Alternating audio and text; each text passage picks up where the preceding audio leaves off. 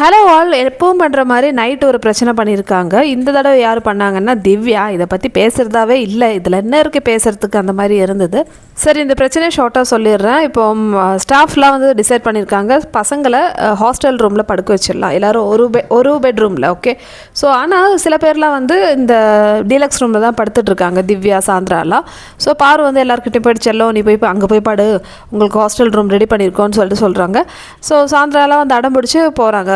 அடுத்து திவ்யா வினோத் இருக்காங்க. இவங்க 2 பேரையும் வந்து பார்வை ட்ரை பண்ணுறாங்க. செல்லம், நீங்கள் அங்கே போய் படுங்கப்பா அப்படின்னு சொல்லும்போது திவ்யா சொல்கிறாங்க, நீங்கள் 2 நாளாக என்னை கண்டுக்கல, இன்றைக்கி மட்டும் ஏன் கண்டுக்குறீங்கன்னு சொல்லிட்டு. நான் எப்போ உன்னை கண்டுக்காமல் இருந்தேன்?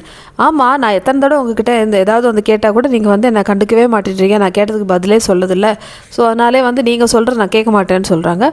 ஸோ பாரு வந்து, ஐயோ அப்படி நினைக்காதடி செல்லம், நான் வந்து நிறைய பிரச்சனை இருக்கா, எல்லாரும் வந்து சுற்றி சுற்றி என்ன பிரச்சனை பண்ணுறாங்க, அதில் யார் கூப்பிட்றா யார் கூப்பிடலன்னே தெரிய மாட்டேங்குது. திவ்யா வந்து, இல்லை நீ வேணும்னே என்னை கண்டுக்கலன்னு சொல்லிட்டு அந்த மாதிரி பேச்சுவார்த்தை போயிட்டுருக்கா. அமித் அங்கே வெயிட் பண்ணிட்டு இருக்காங்க தூங்குறதுக்காக. ஏன்னா திவ்யாவும் வினோதம் எழுந்து போனதான் அமித்துக்கும் பார்வதிக்கும் வந்து தூங்க முடியுவாங்க. ஸோ ரொம்ப நேரமாக இவங்க கான்வர்சேஷன் போயிட்டுருக்கு. அமித் வந்து கடைசியில் சொல்லிட்டாங்க, நீங்கள் வெளியே போய் பேசிங்க, எனக்கு தூக்கம் வருதுன்னு சொல்லிட்டு. ஸோ திவ்யா வந்து வெளியே போகிறாங்க. அதுக்கப்புறம் வெளியே போய் சத்தம் போடுறாங்க. ஸோ இதுக்கு வந்து அமித் ரொம்ப டென்ஷனாகி வெளியே வந்து சொல்கிறாங்க, என்ன திவ்யா அது, என்ன நான்சென்ஸ் பண்ணுறீங்க, வாட் நான்சென்ஸ் இஸ்ன்னு சொல்லிட்டு ஒரு வேர்டு வந்து சொல்கிறாங்க. இது வந்து பெருசாக தப்பாக தெரியல, ஒரு டீச்சர் தானே, ஸ்டூடெண்ட்ஸ் வந்து கத்தும்போது, அதுவும் மிட் நைட்டில் கத்தும்போது இந்த மாதிரி திட்டலாம். இந்த ஒரு வேர்டு பிடிச்சி தான் வந்து நம்ம திவ்யா மேடம் வந்து பிரச்சனை பண்ணுறாங்க. அது எப்படி என்னை பார்த்து நான்சென்ஸ் சொல்லலாம், அவர் வந்து டாஸ்கில் இல்லை எனக்கு தெரியும்னு சொல்கிறாங்க. இவங்கெல்லாம் வந்து சொல்லி புரிய வைக்கிறாங்க, அமித்தும் பாரும் சேர்த்து. டாஸ்கில் தானே, அதாவது ஒரு டீச்சர் ஸ்டூடெண்ட் இது மாதிரி நான்சென்ஸ் சொல்லலாமே, இதில் என்ன தப்பு இருக்குது அப்படின்னு சொல்கிறாங்க.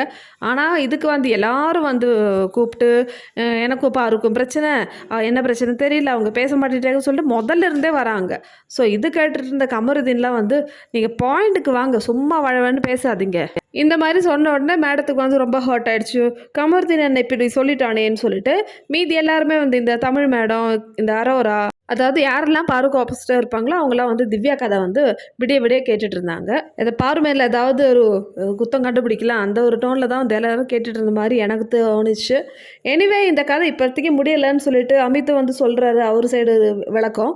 ஸோ இதுதாங்க பிரச்சனை, இதெல்லாம் ஒரு பிரச்சனைன்னு சொல்லிட்டு திவ்யா பண்ணிட்டு இருக்காங்க. எனிவே திவ்யா கடைசியில் வந்து கமருதீன் இப்படி சொல்லிட்டானேன்னு சொல்லிட்டு பிரஜின் கிட்ட புலம்பிட்டு இருக்காங்க.